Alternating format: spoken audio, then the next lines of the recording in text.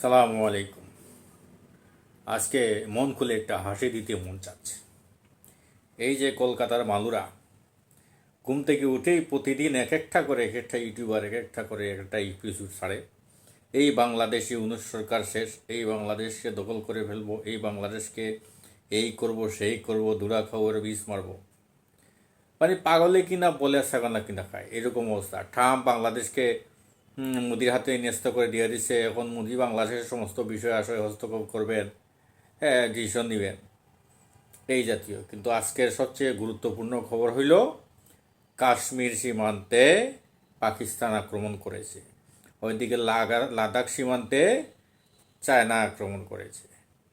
তো দুই দিক থেকে চেপে ধরেছে।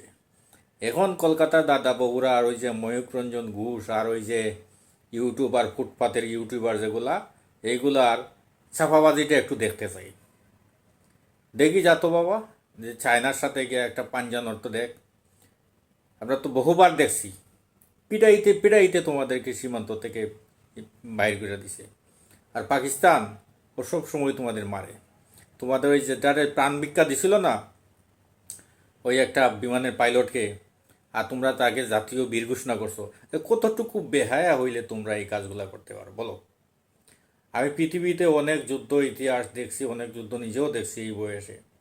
তোমাদের মতো ছাপাবাজ বীর আমি আর জগতে দেখি নাই। বাটপার কোথাকার। এই বাংলাদেশের একটা ছোট্ট দেশ, এই দেশে তোমাদের কত দালাল সৃষ্টি করছো। তোমাদের মধ্যে তোমাদের এই এই অনেক লোক আছে এই দেশে, রয়ের এজেন্ট আছে, আছে। এরা কি করে? এই ছোট্ট একটা দেশকে নিয়ে তোমাদের সাথে আমাদের একটা সম্পর্ক ছিল। আমরা তোমাদের সাথে কত বড় একটা বন্ধুত্ব, আমরা একেবারে মুক্তিযুদ্ধ থেকে শুরু করে আপনার ব্যবসা, এরপরে তোমাদের লক্ষ লক্ষ লোক এখানে চাকরি করতো, আমরা চিকিৎসা নিতাম। এর মধ্যে তোমরা আমাদের বন্যার পানি দিয়ে ডুবাইছো, আমাদের রাষ্ট্র ক্ষমতা হস্তক্ষেপ করতেছ, এবং এখন আমাদের দেশকে হুমকি হুমকি দখল করার জন্য। তোমরা যে যে এটা বাংলা প্রবাদ আছে যে আঠের বিলাই আর হোর্সের বান্দর, মানে টাইট দিলে তোমরা বিলাই বিড়াল, আর টাইট দিলে মানে তোমরা বিড়াল, আর হর্ষ মানে ডিল দিলে তোমরা বানর হয়ে যাও। তখন তোমাদের বানরামিটা একটু চিহ্ন সীমান্ত দেখতে চাই। যাও পাকিস্তান শিখতে দেখে চাই। কাশ্মীর এবার আর থাকবে না, লাদাখও থাকবে না। এটা বাংলাদেশ বর্ডার না যে এখানে এইসব ফাইজলামি করবা। বর্ডারে মিছিল দিবা, তারে ভেড়া দিবা, হ্যাঁ, এরপরে টেলিভিশন গরম করিয়া ফেলবা। এই সংখ্যালঘু নির্যাতন, এই দই রানবো, মাই রানবো, দখল করবো, 5 মিনিটের ব্যাপার। এই যে শুভেন্দু একটা আছে, 5 মিনিট লাগবে। আরে বাপ রে বাপ, 5 মিনিট! এত ক্ষমতা! তো যাও, যাও দেখি ক্ষমতাবান, যাও। লাদাখ সীমান্ত উদ্ধার করে চীনের কাছ থেকে উকা দিয়া ভরিয়া দিব। যাও, চীনে পাকিস্তান ঘোষণা দিয়েছে কাশ্মীর নিয়ে নিবে, পারলে আটকাও, আটকাও। পারবা কি? ওই যে ভুটানকে একটা দামক দিতে পারবা, ওই মালদ্বীপকে দিতে পারবা। মালদ্বীপ তাও পারো নাই, বলছে গেট আউট, সব শূন্য বাইর করে নিয়ে আসছো। কারণ না আনলে দেখতো যে চীন আছে, আর এটা কান মলা দিবে।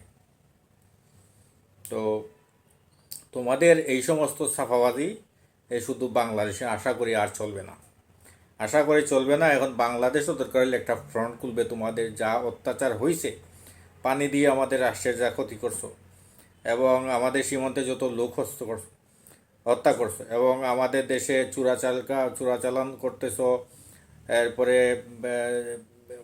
মদ, গাঁজা, হিরোইন, ফেন্সিডিল এগুলো তোমাদের দেশ থেকে আসে।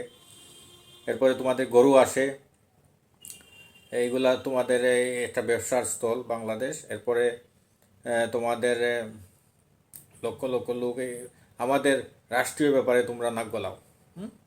তোমাদের ঘুম থেকে উঠে এবার ইউনিট সাহেব যাবে কই, এবার দেখে নিব, এবার ক্ষমতা থাকতে পারে না, এবার এবার যে মৌলবাদী।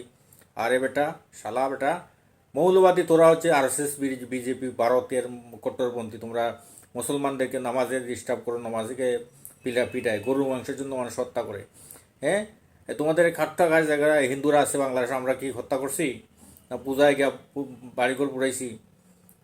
এখন তোমাদের এই বাপ চীন, এখন তোমাদের দাদাও পাকিস্তান, ওইগুলা নামছে।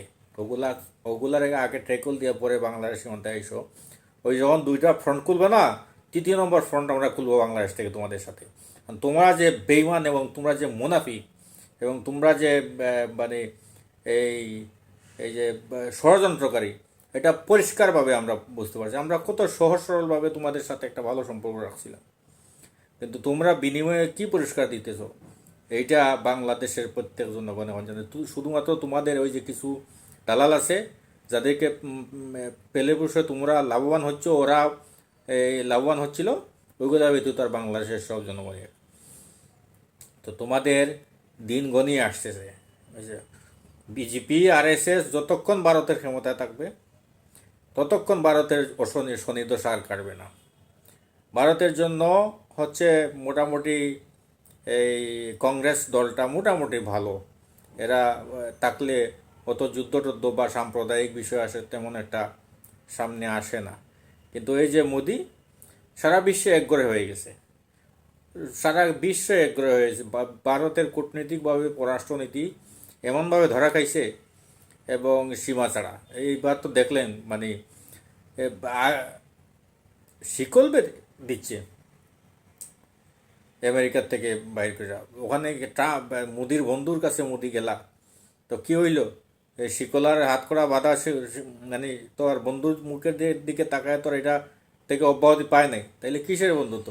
তোমরা এইগুলা ছাপাবাজি করো, তোমরা বাহ্যিকভাবে দেখা একটা আর এই ভিতরে থাকে আর একটা। তোমাদেরকে চিনা বলাইছে বিশ্বের মানুষ, বুঝছো?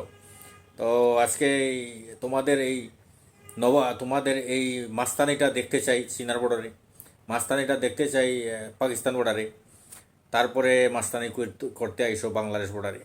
তোমরা যে ছাপাবাজ, এখন তোমাদের ফিটান খাওয়ার সময়। তোমরা এশিয়ার ভূ রাজনৈতিকটা, জিও পলিটিক্সটা নষ্ট করে ফেলাইছো। তোমাদের এই আরএসএস বিজেপির এইগুলা সাম্প্রদায়িক এবং উস্কানিমূলক এই তোমাদের প্রাপ্য এখন পাওয়ার সময় আসছে। তোমাদের ইউটিউবার করা আর তোমাদের এই যে ফালতু রাজনীতিবিদ যেগুলা, ওগুলার ব্যবস্থা করা হবে।